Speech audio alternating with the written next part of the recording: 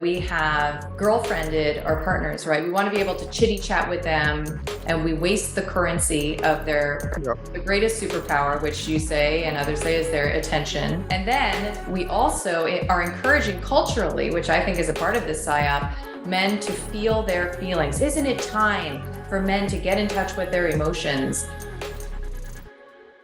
You have, I think, spoken to this so powerfully because that sounds like a nice idea. It sounds like a compassionate idea, actually. But is that what men need to be doing in order to get in touch with their power? And is that what women actually want men? We actually want hysterical, tantruming men? Or does that, sort of clench our rectums, as you say, right? Does that also inspire disgust? Yeah, it does inspire discussion. And I think there's a false premise in the middle of this argument, which is we are equating men being emotionally complex and mature beings with men being emotional. There's no equivalency. You can be a solid man, an impassive man, a ferocious man, a killer of a man, and in the evening, sit down with your glass of brandy and read Emerson. So any idea that men, Emerson, Whitman, Thoreau, men, Shelley, Byron, Shakespeare, men wrote about emotions, wrote great plays, excavated human nuances and feelings and emotions, wrote poetry. So where did this premise come from that somehow men are separate from their emotions? We never have been separate from our emotions.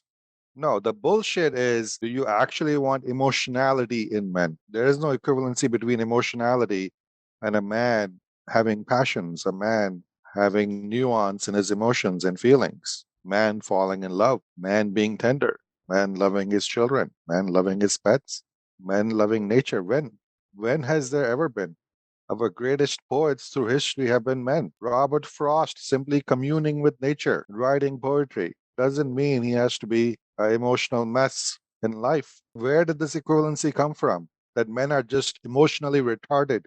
Your best fucking literature was written by men, and those men weren't pussies. Those men carried daggers and sabers and went to war. So this whole idea is bullshit. That somehow in our generation we are going to allow men access to their emotion. Bullshit. Nonsense. No. In our generation, we're going to teach men how to become watery women.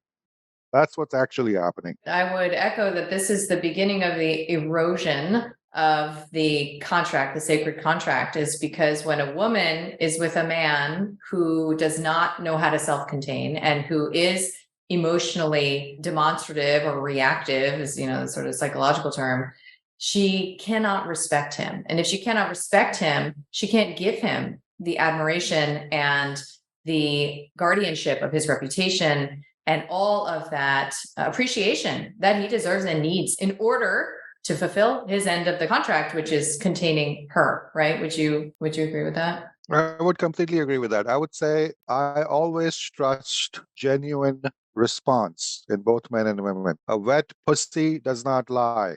A hard cock does not lie.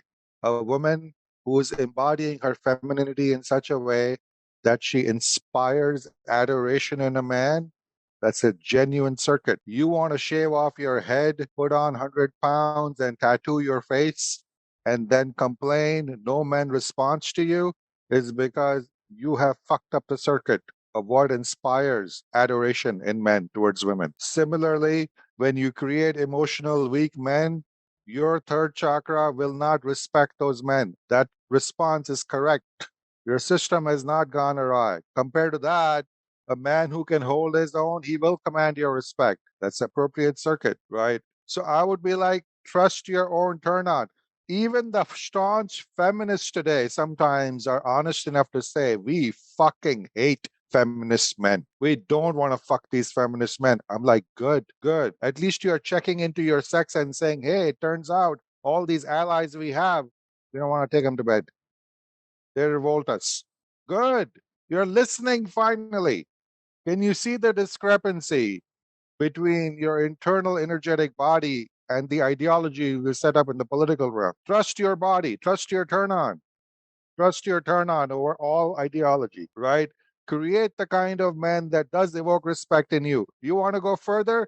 Create the kind of man that makes you a little bit afraid. The kind of man you would think twice before fucking with him. You want to reverse that circuit. You don't want a man who's afraid of you. You actually want a man you are at least a little bit afraid of.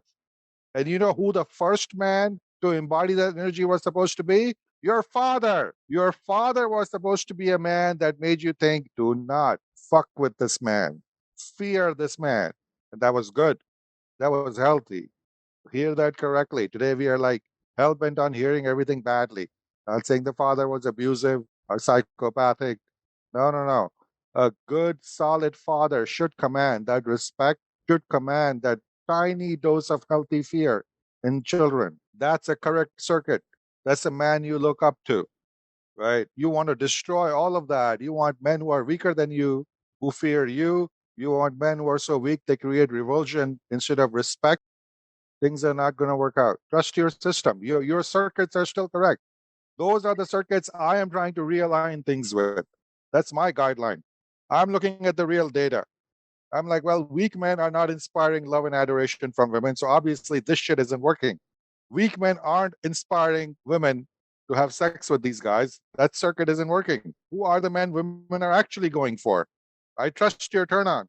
I trust your arousal. I trust the man you get crazy about and have infatuations about. I trust where your heart goes, who you fall in love with. You don't fall in love with weak men. You just don't. Yeah, you call them nice guys, right?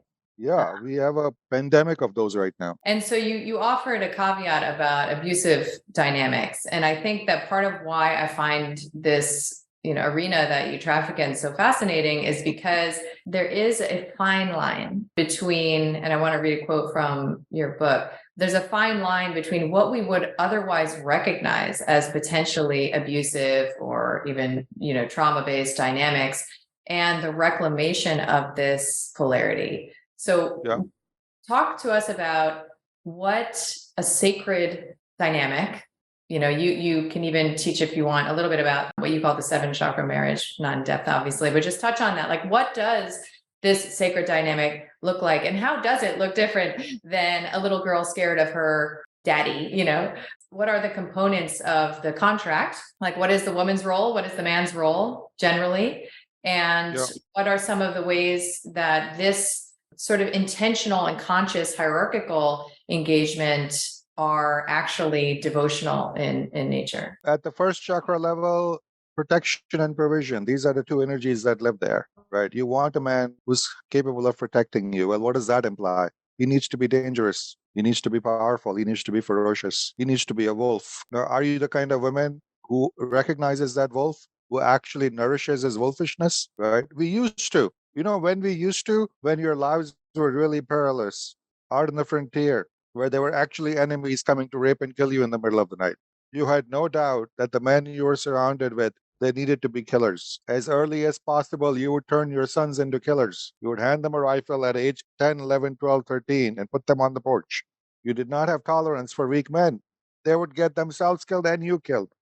There's no room for error there when there's that much danger. So, if you want protection from that wolf, nurture the wolf. Be a woman who can be with that wolf. Be a woman who inspires that man's wolfishness. Being a scary woman, scarier than your husband, doesn't inspire that. Provision. Help him do better in life instead of being some kind of a consumptive succubus, which is what women seem to be these days. Women hit 35, they want to get married, but it really seems like they want to marry a wallet. Are you going to build his home? No. Are you going to clean his clothes? No. Are you going to cook his food? Fuck no. What's your contract in the provision part? What are you bringing? What are you magnifying? Is this actually a marriage? If he's bringing in money and provision, what are you doing with that to create a bond at the first chakra level? What is your part in the protection provision circuit?